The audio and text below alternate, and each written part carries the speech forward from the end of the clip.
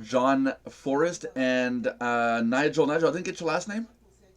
Band in London, Nigel in London, band. Very good. Yeah. And we're talking about the new payment processing system called MyCloudAccount.online. And this is the payment system that we're looking to use for payment processing for Mardox.com.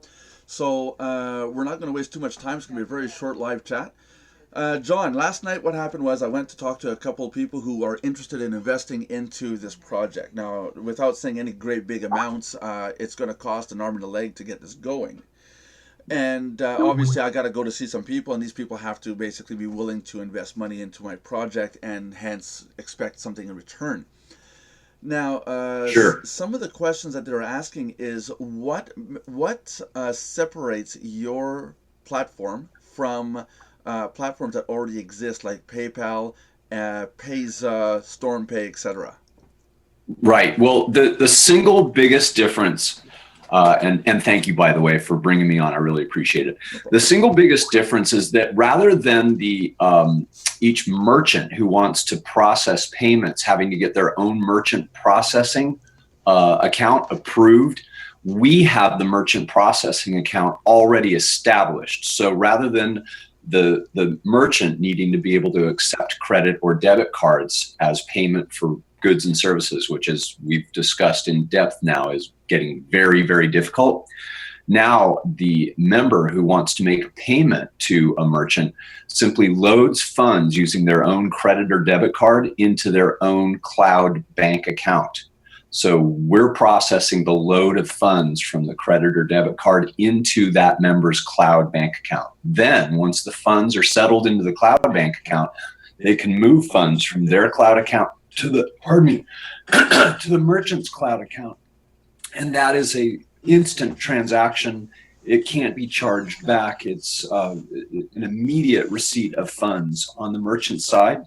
So it makes the whole thing happen in real time. So the sequence is very similar to the same sequence that somebody would go through if they were paying the merchant with a credit or debit card. But rather than the merchant having to get approved for that process, we've already got the approval in place. So we're standing in or serving as the processor, and then the exchange of funds is being done from one cloud account to another cloud account. And that's all software driven. It isn't driven by the banking or card payment system. It's being done by our own software. That's right. Okay, very good. One of the questions they had was, what are the fees that are we looking at for loading and unloading and paying merchants? What would be the cost to the client? And the other question that ties in with that, the client coming in to pay somebody, a brand new client coming in to pay a merchant, what is the time span? How complicated will it be for them to come in and pay? So for a member, so let's walk it through starting from the member. And a member is somebody that just has an individual or personal cloud account, as opposed to a merchant that has a client or corporate cloud account. So let's discuss this with regards to the member first so that we can kind of keep it on track. So the first thing a member will do is they'll load funds from their credit or debit card into their cloud account. And to do that, they will face a 4% fee. So whatever the total amount is that they put from their credit or debit card into their cloud account, they'll have a 4% fee associated with that. And the member will pay that fee. Then when they go to pay the merchant for their program, so that I've decided I want to join your program, and me as a member, I'm going to send you as a merchant a payment for that program that you're offering. When I send those funds, you as a merchant will have a 3% fee for the person to business payment that I'm making to you to your corporate cloud account. Mm-hmm. So those are the two primary fees that are associated with moving monies, both from the card into the cloud account and then from one cloud account, from one personal cloud account to a business cloud account.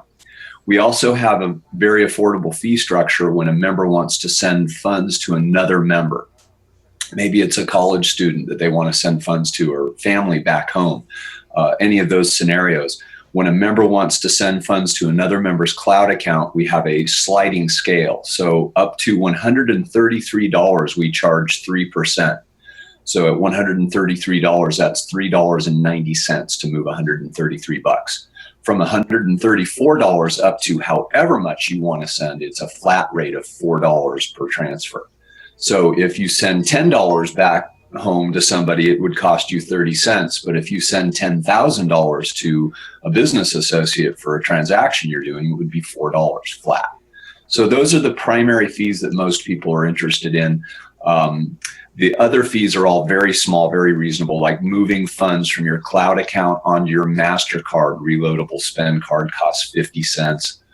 Making a point of sale transaction with that MasterCard costs 50 cents. Probably the only fee that is very steep and one that I don't like, but we don't make any money on it and we have no control over it, is the ATM withdrawal. It's $5 to pull money out of an ATM. So my strong recommendation would be go to the supermarket and buy a pack of gum and get 20 bucks back. You know what I mean? Get cash back. If you're in a jurisdiction that allows cash back at a merchant, that's a much better way to do it. Or if you need cash, take all $700 out. That's the daily limit. You know, maximize how much you're pulling out of the ATM. Well, most ATMs won't allow 700, but you know, take all you can out of the ATM. So that your $5 spreads across all of that cash, and now you have cash to last for several days. But that's of all the charges we have, that's the only one that makes me wince. It's like, wow, $5 really? Is there anything we can do about that? But unfortunately, that's just the constraint we're up against with the card issuer. Right. So the other part was a new member coming in, a new client coming in. Let's give it a scenario here. I have somebody I'm processing their payments for. He has an ebook for sale. He's advertising it. The person sees the link. They click it. I want to buy it. They go through the process. How long would it take them to go through the process the first time around to purchase? 12, 15 minutes max. And that's because of? Well, just to get the account open, to link their card, to log into their own account and validate the card by identifying the microdraft amount that will be pulled out of their account, putting that back into their cloud account to validate the card, loading funds from their card into their cloud account, and then making a transfer from their cloud account to the merchant's cloud account. That whole process, about 12 to 15 minutes on average. Okay. So it's not too bad. Now, the second time around, I'm assuming it's a question of just log in and say pay. Instant. Yeah, log in, pick the account you want to transfer funds to, hit transfer. The whole thing would take under a minute. Okay, very good. And those funds are available instantly in the other cloud account, by the way. There's no delay, There's no wait, there's no processing time. It's just instant availability. Right. Now, I talked to the my project investors about the situation that's going on the internet right now, and I think you know what I'm talking about, all the websites that are being shooed away from PayPal and all the others. Right. So what kind of websites would, for example, a processor like myself, what kind of websites would I be able to handle or bring in, do you think? Right. Well, there's really, no limit as long as we've got, the proper KYB information and you're not a noted criminal in any of the systems out there. Transferring funds using a cloud account to cloud account transfer is not an actual movement of money. The software moves the value from one sub-account holder to another, but there's no actual transfer of monies from one bank treasury account to another bank's treasury account. So money isn't actually leaving one bank and going to another in a different jurisdiction. Mm-hmm. And that's where all the problems arise. So all of these systems that are starting to shut down, people that aren't actually selling physical goods, it's because they're moving funds from one treasury account to another. And the world of banking has become so overly regulated, and the concerns, and this is a whole nother subject matter that we're not going to get into right now, but there's so many concerns around movement of monies internationally that banks are throwing what they call suspicious activity reports, or SARs, right and left for anything that looks or smells even the slightest bit suspicious. These suspicious activity reports have to be submitted to the U.S. federal government. So it's a time-consuming process.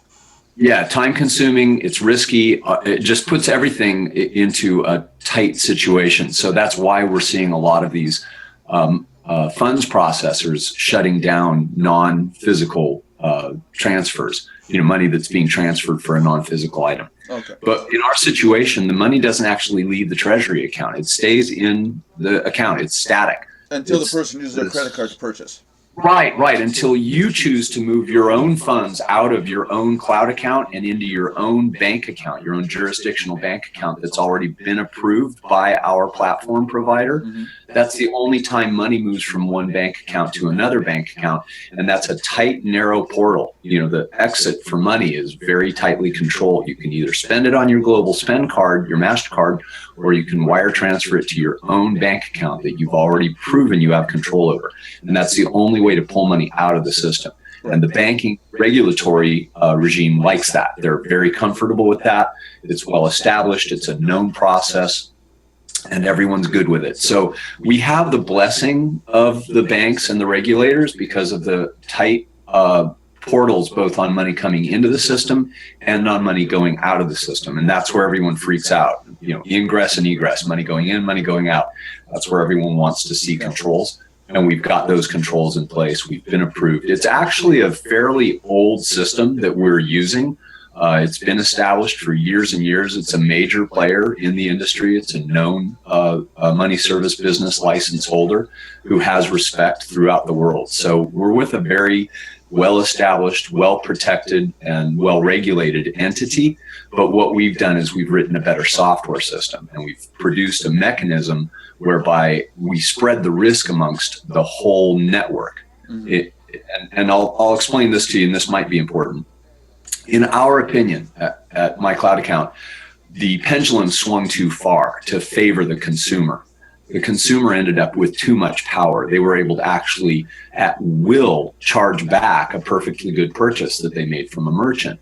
And the merchant ends up carrying all the risk. And that's not proper. If you look at how it used to be in the old days, when you bought something, you were responsible for that purchase. If you didn't like it, you actually had to go back to the merchant and talk with them about it and come up with a resolution, right? You'd figure it out. Either the merchant would give you credit or they give you your money back because your reasoning was good. But now it's the other way, where for any reason or no reason at all, a consumer can charge back a purchase they made with a merchant, and the merchant has absolutely no say in the matter whatsoever. The costs and the risks and the responsibility are all on the merchant side, and we don't think that's fair. So we want to try and level the playing field and make it so that both parties have responsibilities to one another for the purchases that they're making. So what we do ask is that merchants that are using our system have a clearly stated dispute resolution policy, that they follow that policy, that they make that policy exquisitely simple and easy for people to find out about. Because if a member charges back their account load, the money that they put into their cloud account, if they charge that back, we're going to go and find out whether or not they first attempted to do a dispute resolution with the merchant. If they did not, if they just charged it back on a whim, we will eliminate them from our system. They will not be able to get a cloud account again using their credentials. That's right. So we're going to be just draconian about it. The moment somebody does a fraudulent chargeback, they're out. They don't get to play in our game anymore. And it's interesting because yesterday I was talking to the projects, and I explained to them that if I do the card processing for a lot of their e-documents directly through my organization, my policy was going to be, if somebody wants their money back, give them their money back. And then we keep track how many times the person wants a refund. If they have too many refunds, then we start to look into their problem. You see, so like you're saying, we balance it out. But to that's how you create balance. Because great. My policy is, even if somebody's with us for a year, they want their money back, I'll give them the last 30 days back. Sure. And it's well known. It's well known, and it's well respected. And I got nobody that comes and says, I want my money back. They stay in the system. They like the site. They like what we're doing. If you're doing a good business, you should not have chargebacks. You shouldn't have to do refunds. If you have to do refunds, you got a problem. That's it, exactly. And like we talked about yesterday, Nelson, our goal collectively as an entire group has to be keep the criminals out, right? Keep the friendly fraudsters out. Make it so that we're servicing great clients. We're servicing great companies. We're working with good people that are doing good work and helping people out with good education, good information, good products. As long as we all focus on that, doing good business ourselves and encouraging people to be good customers, and we each work together to support a positive legal environment, the banks will love us. People will come flocking to us. We'll get support. We'll be able to expand our portals. People will be able to put more money onto their card. Everything will get easier for us if we run a good, tight, clean ship. And that's really our goal. So as long as we can bring those kinds of quality customers and merchants into our system, we will have, the world will be our oyster, because we're doing it right. We're doing it the way the regulators need it to be done in order for them to feel safe and secure. And that is honestly our number one objective, is to keep the regulators happy. If we can do that, we can continue to do good business. That's right. That's right. Okay, cool. So, big question is, developer-wise, what is the in order to set up a corporate account like this? What is it? What does it cost? But how much time does it take? And maybe you want to elaborate why it would take that long, because this is a lengthy thing. Yep, absolutely. We have it pegged at about 21 days, and that's a variable because there's, a variety of different documents that have to be completed and approved, and that process sometimes ends up where there's an additional document that's required, or one of the documents doesn't match what compliance is looking for. What's required is similar to what would be required for a traditional merchant processing account, but it's nowhere near as in depth. It's mostly about what they call KYB, which is know your business. Which is just knowing all the people that are related to your business, all of your directors, all of your major shareholders. We need what's called KYC, which is know your customer, which is basically passport or government issued ID and a utility bill for each one of those people. And then all of the corporate information needs to be provided. So gathering all of that, getting that submitted to the platform provider for their approval, for that to go through the compliance process, all takes about 21 days. There is one other thing that we spoke about yesterday, Nelson, and that's that in order to be a merchant, you're going to become a MasterCard issuer. And the MasterCards are issued out of the UK. The platform and most of the banking activity for this system is in the UK. So in order to be able to do that, you have to have a shell entity in the UK. That's the agreement that we have with the card issuer, is that each merchant that's going to be a sub-issuer of MasterCards will have a shell business entity in the UK or in the European Economic Area, the EEA. So if any of your clients already have a business established in any of the EEA countries, they can use that business to get their approval for being able to distribute MasterCards. If, however, they're not in the EEA, then we strongly recommend that they set up in the UK, because it's fast, it's relatively inexpensive, and it's accurate, and it works. I've seen some organizations online at about 150, the lowest last night, but there's, the one you recommend is the best. It has the highest rating at 300, and there's a few people that range around the $500 and $600 range to set up a corporate shell account in the UK. But the company you suggested to me again was rapidformations.co.uk. Rapid Formations all together, and then .co.uk. And I've had about 8 or 9 companies set up there already, and everyone's given it high reviews. It's been a simple, straightforward process. They're prompt, they're responsive, they'll help if you need help. I did the same research and found the same stuff, but that was the company that had the highest marks, and now I know why. They did a really good job for everyone I recommend. So that's it. They're not selling anything else but that one service. That's good. That's it. That's all they do. Yeah, and they're particularly open to the foreign business holders, so that makes it that much easier. So that adds a little bit of time as well. It's a 3 or 4 day process to get that done, and then back and forth with paperwork and all that. So we're just targeting it at 21 days from the time you say, yeah, I want to do this, until you're live and ready to go. Right. It could be sooner, could take a little bit longer, but 21 days seems like about the average. Now, big question I got with my users is, okay, great, we get this program, we get the card, we get set up, we go through the process, we go through the KYC, which is know your client, and they can upload money, they can spend money on the network, or promote my product, get their earnings. When it comes time to cash out, now this is where we're going to blow the viewers' minds. When it comes time to cash out, we're talking how much time between the money in the cloud account and onto the credit card. How much time is that going to take? I've been seeing it averaging around 6 to 7 seconds. So from the time you move funds from your cloud account onto your credit card till those funds are available to be spent, I haven't seen anything take longer than 20 seconds. That's what I'm saying. So I've been telling people 20 seconds. Now to get that right, everybody watching, we're talking seconds. PayPal in some regions is the next day.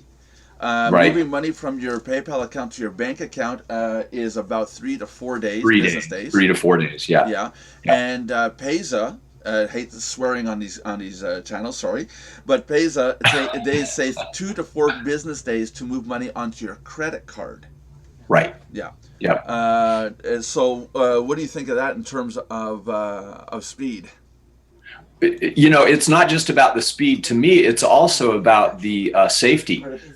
You know, if I move a couple $100 onto my card and then go out to spend it and I leave it on the counter and walk away and realize when I get home, holy cow, I just left my MasterCard at the shop, you know, call, it's gone, they don't have it, whatever. I can log in from anywhere on my smartphone if I need to and pull those funds off my card and back into my cloud account instantly. I mean, seconds later, those funds are no longer on the card. That card is now neutralized. It's worth nothing. It's just a piece of plastic. My boss just came in and asked the question, the credit card that the people are getting money onto, is it a true credit card or is it a credit debit card?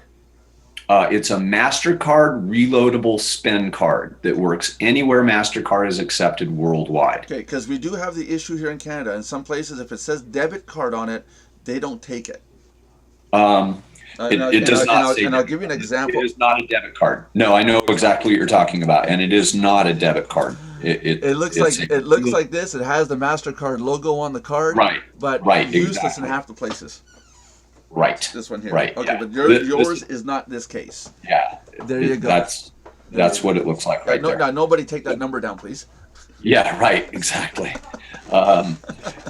Which it doesn't matter because I'll pull funds off of it if I see a fraudulent use, right? Well, it's not bad. It's not bad right now. We're only at 14 people watching live, so you've only got 1 in 14 chance. Yeah, right. I'm not too worried about it. Yeah, I don't even think I got a lot on that one. Yeah, and just saw it just now. Yep. But that is the card. It works anywhere. I've used it in Moscow. You know, all over the Baltic states. You know, it's not a problem at all. It works absolutely anywhere a MasterCard works. That's good. On occasion, like with gas stations and stuff like that, you might have a little bit of a jigger just because, you know, gas stations pull the maximum amount that they think you could load into your trunk or into your tank right away. Have that much on, they'll deny it. And, you know, every now and then you might run into a funky little store that just, for whatever reason, they're not able to do it. But what we've seen is about 97% of the time people are successfully using their card for normal daily spend. That's right. That's right. We didn't give Nigel a chance to say anything. Nigel, do you want to add anything into this? I think not. There is an audience, and shall we mention this business of store of value? Quite an interesting account benefit for each subscriber. That's a great one, Nigel, and I think I would like to touch on that. The thing that, you know, we want to make sure people are getting and understanding is that not only have we built a mechanism that allows for much simpler and less difficult transfer of funds back and forth between account holders, but we've also created an all-shore international store of value mechanism that allows you to put your funds someplace that's out of reach of a jurisdictional government, where you can be assured of being able to access those funds 24/7, 365 from any connected device anywhere on Earth. Basically, your bank is in the palm of your hand. And it's a level of control, a level of what we call bankware as opposed to software that normally is reserved for the legacy banks. And we've taken that power, that ability to access and direct your own money, and we've put it right into your hand. And that ability to manage, store, and protect your value, I think, has a real strong value proposition for people. And roadmap wise, it's important to understand that we are just in the first release of the cloud account system. As time goes by, our roadmap includes adding a currency, a cryptocurrency exchange, We do have already the facility for Bitcoin acceptance and spending. We intend to have the ability to store your value in the form of gold or petroleum within your cloud account. Multiple currencies will be added over time, so you'll be able to move funds from one currency form to another currency form. You'll have multiple currency accounts inside your singular cloud account. So in time, we'll even set it up where you can play the foreign exchange market if you want to do arbitrage between currencies and catch the value of currencies that are rising.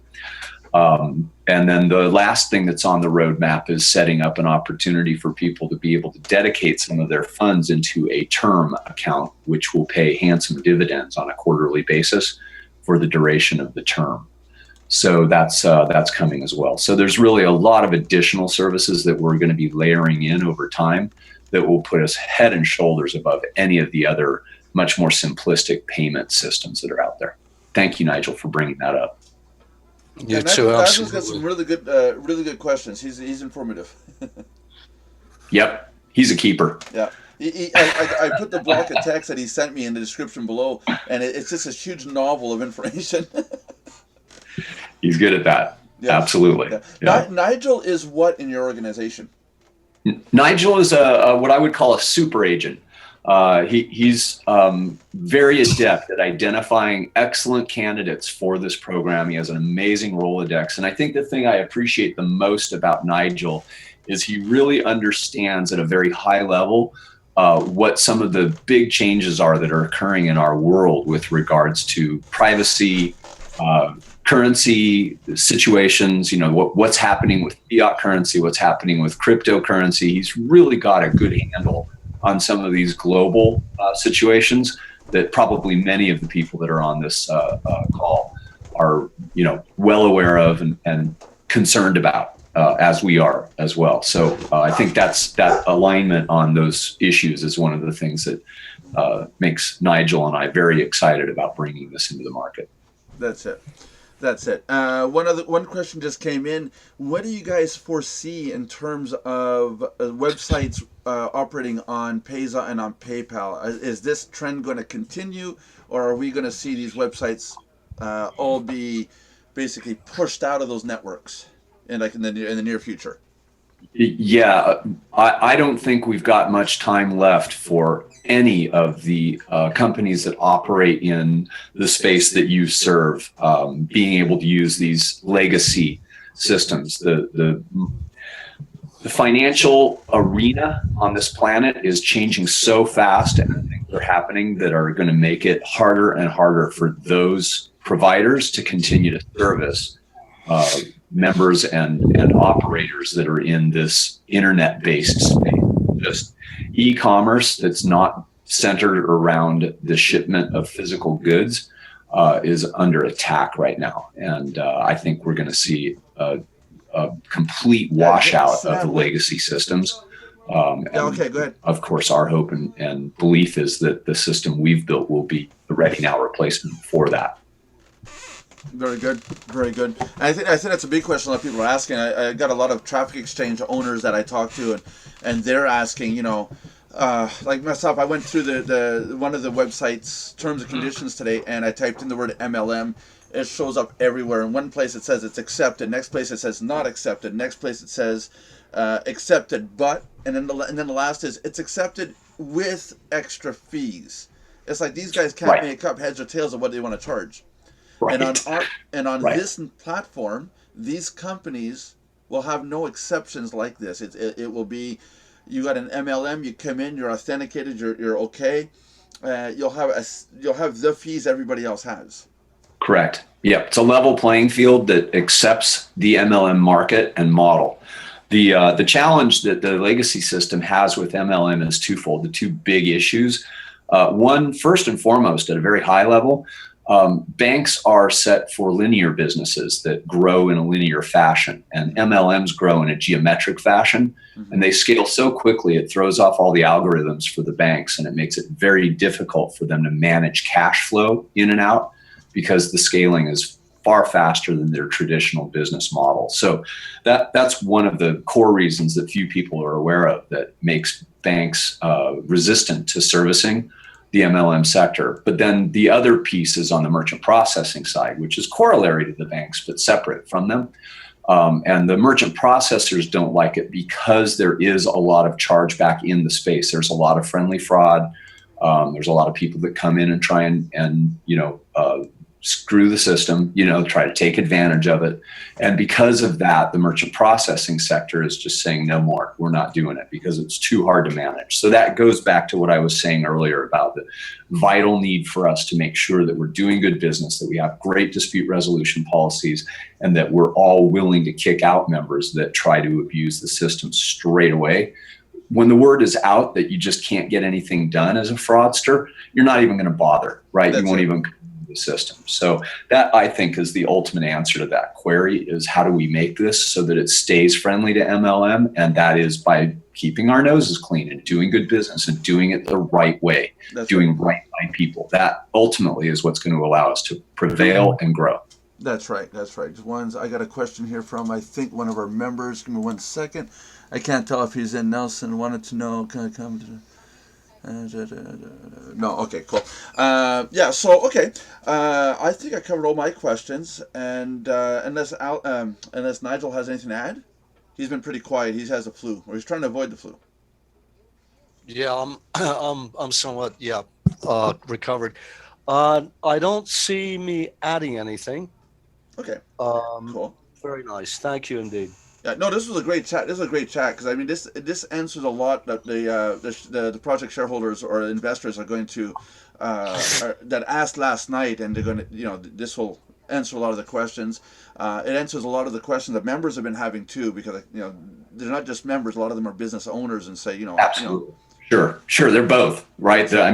That's really the ultimate goal, is to be all three, right? That's right. You're a member, you have your own personal account, you're a merchant, you have your own business account, and then you're out promoting it to other people that might decide they want to use it for their business as well. And that's really what allows this thing to spread out and expand across the entire globe. And that maybe is a good thing for me to finish on, just to kind of wrap it up, is that we have built this business as a non-US based business. So we do not have a US footprint. There's no US office. We don't have any US banks that we work with. We're entirely based in the rest of the world. We have several different areas of focus and jurisdictions that are supporting us with their platforms, their systems, or their banking infrastructure, but none of it is US based. So working with us, it can sometimes be difficult, because I am so typically U.S., Southern Californian specifically, to remember that this is not a U.S.-based company. So I like to get that across. We're focused on planet Earth, right? We're really here to support the people on planet Earth. We're not specific to any one jurisdiction, which is why we use the term all-shore rather than offshore. Offshore to whom? Right? Exactly. It doesn't mean anything, because the planet has become very small, right? And people have customers all over the world. They need to send money back and forth to people in many different places around the world. We saw that coming years ago, and my partner Anthony and I made the commitment that we were going to build something that could support global currency exchange, global commerce, and what we call the global local marketplace, the ability for people in developing nations to participate in the global local marketplace and actually participate in the GDP of the planet, which we believe can make a big difference in the future. So we have large goals, big aspirations. We're really looking to become a significant player in the next phase of global commerce. So that's our position. I think that's probably important for people to know. John? In Yes, respect of taking Nelson truly global, is there a comment on the mobile app integration and the consequences for the developing world in terms of what we have here as a medium of exchange? That's a good question. Yeah, it's a really good question. So the mobile app version of My Cloud Account is being worked on as we speak. I have not actually gotten an update lately on how that's coming along. So it's probably a good thing for me to research and find out. I can circle back to you here in the Skype box that we have going on and let you guys know what that's looking like. But the last time I got an update, it was moving along nicely. So I think the goal was to try and have that ready by January 1. Can I ask who the developer company is for the map application, for the mobile app? It's actually being done in-house at the platform provider. They have a really solid IT team. Yeah. And because of the secure nature of it, Yeah. It has to be kept in-house. Okay, that's good. So that, in order to maintain their licensed status, that they have to have tremendous security and control around all the IT development. So, but that is being worked on. It's a key piece. Having that ability to use this on any mobile device anywhere is key. Maybe one last roadmap thing that I'll just throw out there to kind of put a bow on that comment, Nigel, is that we are in possession of some very advanced technology that allows for payments to be made via text messaging. Mm-hmm. It's bi-directional. It's not unidirectional. So it allows for a promotion to be made of an item by sending out a keyword, and then the member is able to respond to that keyword, which will then bring back the total price of whatever the offer is that the keyword was related to. And then they're able to actually make a purchase with a text message. So simply by responding yes, that they want to buy it, it will then ping the card that they have on file, pay for the item, and send that member back a code. That code they can then deliver either online or in physical space to take possession of whatever the product or service was that they purchased. Another layer to that concept, I think you might want to look into, is same concept. Get the offer, exchange the information, person goes to pay, but if you already have the shipping address on file, ship it. Right. Sure. Absolutely. Yeah. We could definitely bolt that in. There'd be no issue with them saying, ship to address on file. Yes. Yeah, absolutely. That would be awesome. That would be outstanding. And that's all in-house technology that our team has. So we've got possession of that, and that's pretty mature technology. We've already gotten all the bugs out of that. So that's going to be wrapped up and folded into our program, and will be one of the additional value offerings that we'll be providing to merchants as we move into 2017. That's it. Okay. I don't have any other questions. I think it was a really good little meeting. Granted, you kept 14 people the whole video interested and connected. Very good. Thanks. Well, I sure appreciate the time and attention. Our little graph goes up and then just levels off. Sweet. Yeah, at least it doesn't drop. That was awesome. Okay, that's good. So this was November 1st, 2016, in Mardox live chat. We were here with Joen Forrest, and Nigel. Nigel? Oh. Band, as in the drummer in the band. I'm bad with Bravo names. Alpha. Yeah. We all love you, Nigel. There's no problem there.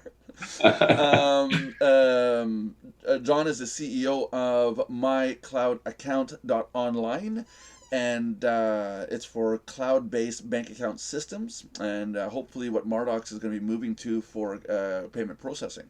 So thank you guys, and I wish you guys a good day, and thanks for the time. And hopefully we can do another video later on with more information. Sounds great. Thank you very much, Nelson. I appreciate it. Nigel, as always, much appreciated. My thanks. You're appreciated. Thank you. Nelson, pleasure. Well done. Thank you. No problem.